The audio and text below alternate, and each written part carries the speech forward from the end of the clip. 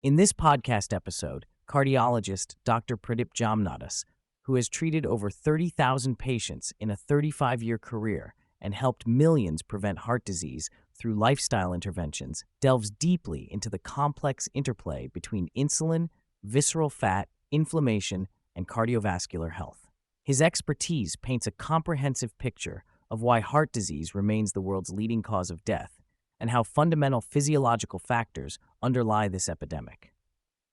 Dr. Jamnadas opens by highlighting a major health crisis, the accumulation of visceral fat, a particularly harmful form of fat stored deep inside the abdomen around vital organs. Unlike subcutaneous fat that lies just beneath the skin, visceral fat is metabolically active and secretes pro-inflammatory molecules such as interleukin-6 and tumor necrosis factor. This kind of fat is a harbinger of chronic inflammation and greatly increases the risk of heart disease, diabetes, and fatty liver disease.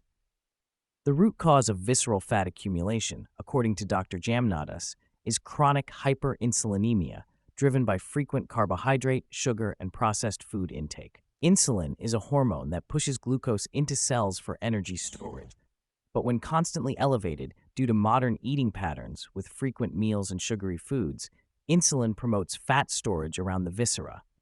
This pathological state eventually leads to insulin resistance, where more and more insulin is required to control blood sugar, compounding metabolic dysfunction. Dr. Jamnadas stresses the importance of understanding that insulin, not just sugar or glucose, is the silent culprit driving unhealthy fat growth and cardiovascular risk. The conversation then pivots to fasting, which Dr. Jamnadas regards as a powerful yet underused tool to combat visceral fat. He distinguishes fasting from simple calorie restriction by explaining that fasting triggers a unique physiological state. Initially, during the first 12 hours of a fast, the body depletes stored glycogen in the muscles and liver. Beyond that period, the body begins mobilizing fat stores, starting notably with visceral fat. This is particularly beneficial because it targets the most inflammatory fat deposits first. Different fasting protocols are explored, ranging from 12-12 intermittent fasting to more extended fasts like OMAD, 1 meal a day, 48-hour fasts, and occasionally 3-day water fasts under medical supervision.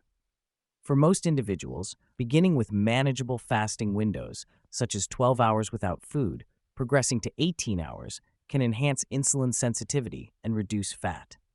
Dr. Jamnadas also explains the benefits of fasting on stem cell production, brain regeneration, mitochondrial health, and cellular recycling, autophagy, making it critical for long-term cardiovascular health.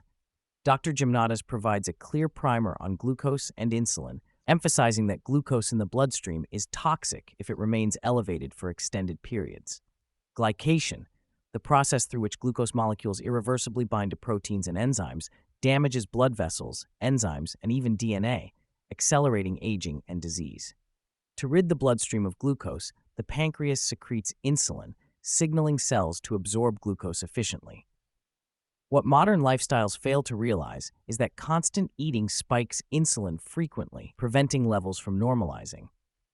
Sustained elevated insulin causes the body's cells to become resistant, necessitating higher insulin doses over time, thereby propagating fat accumulation and inflammation. Dr. Jamnadas warns that even before diabetes is diagnosed by common blood sugar tests, patients often have alarming insulin levels causing metabolic havoc. This prediabetic hyperinsulinemia is a silent threat directly linked to premature coronary artery disease and excessive visceral fat. Delving into cardiology basics, Dr. Jamnadas explains that heart disease encompasses more than just cholesterol plaques blocking arteries.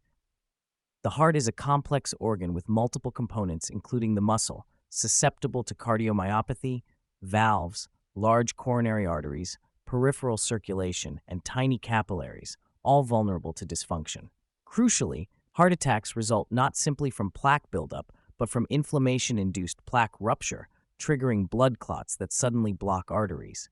Inflammation is the root driver, reacting to multiple triggers such as toxins, infections, and metabolic dysfunction.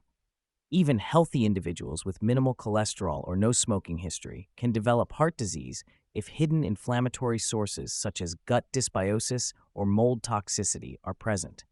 Dr. Jamnadas outlines how small, dense LDL cholesterol particles, oxidized by inflammation, contribute heavily to arterial damage, making inflammation and clotting tendencies the real culprits rather than cholesterol alone.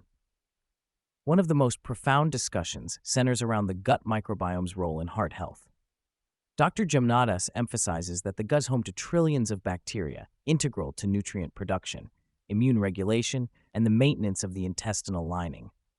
When gut integrity is compromised, a condition known as leaky gut, harmful bacterial wall components such as lipopolysaccharides enter the bloodstream, traveling directly to the liver via the portal vein. This triggers fatty liver disease and systemic inflammation, both risk factors for coronary artery disease. Unfortunately, modern diets low in fiber and high in processed foods damage the microbiome, further perpetuating this cycle. Through dietary changes emphasizing fiber, fermented foods, and supplements, the microbiome can be restored, inflammation lowered, and even the progression of arterial calcification slowed, providing a novel target for cardiovascular prevention. Environmental toxins such as pesticides, herbicides, plastics, including BPA and PFAS, heavy metals, and especially mold, receive attention for their insidious impact on inflammation and heart health. Dr. Jamnadas reveals that up to 70% of homes may harbor mold toxicity, often unnoticed, which stimulates chronic immune activation and low-grade systemic inflammation. This ongoing inflammation promotes atherosclerosis and worsens metabolic health. Removing sources of toxins, detoxifying the body, and repairing the gut and liver function are critical steps to reducing disease risk. Mold exposure is particularly problematic as it can re-inoculate individuals through sinuses or gut colonization, perpetuating exposure even after leaving the contaminated environment. Dr. Jamnadas advocates for awareness and remediation, explaining how these invisible toxins amplify clotting tendencies and cardiovascular risk beyond traditional lifestyle factors. Shifting the lens to diet, Dr. Jamnadas cautions against prevalent myths surrounding healthy foods. He highlights how processed foods, refined white bread, excessive fruit intake, and certain cooking methods damage cardiovascular health. For instance, fruit, while minimally promoted as healthy, contains fructose, which in excess contributes to fatty liver and metabolic disease. Similarly, white rice can contain arsenic, a toxic heavy metal, but properly soaking, cooking, and cooling rice increases resistant starch content, mitigating negative metabolic effects. Advanced glycation end products, AGs, formed during high-temperature cooking or burning food, cause inflammation and worsen heart disease risk.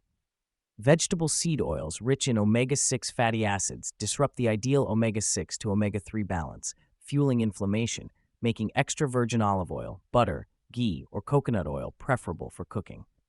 By focusing on nutrient-dense, unprocessed, fiber-rich foods, individuals can positively influence their cardiac health and reduce inflammatory burden. On the subject of physical activity, Dr. Jamnadas challenges the belief that excessive aerobic exercise alone is best for cardiovascular health.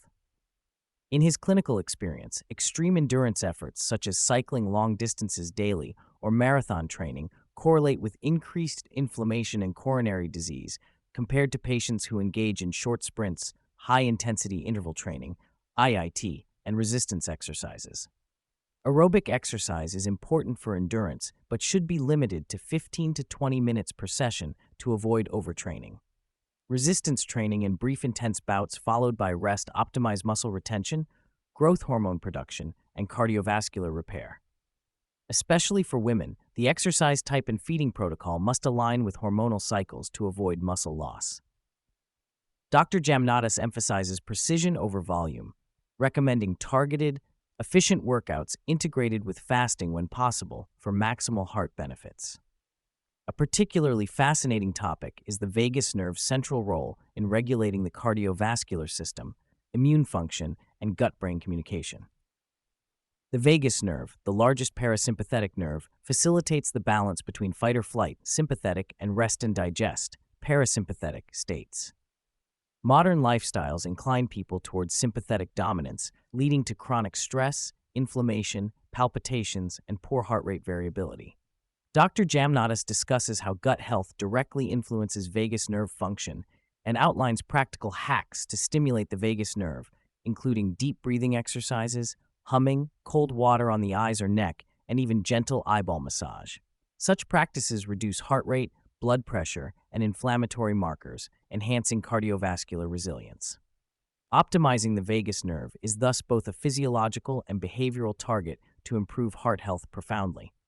Clarifying cholesterol's role in heart disease, Dr. Jamnadas explains that cholesterol itself is a vital molecule, but the focus should be on the type and quality of LDL particles. Small, dense LDL particles are the most atherogenic and result from inflammation, sugar, omega-6 imbalance, toxins, and leaky gut, unlike larger, fluffy LDL that is less harmful.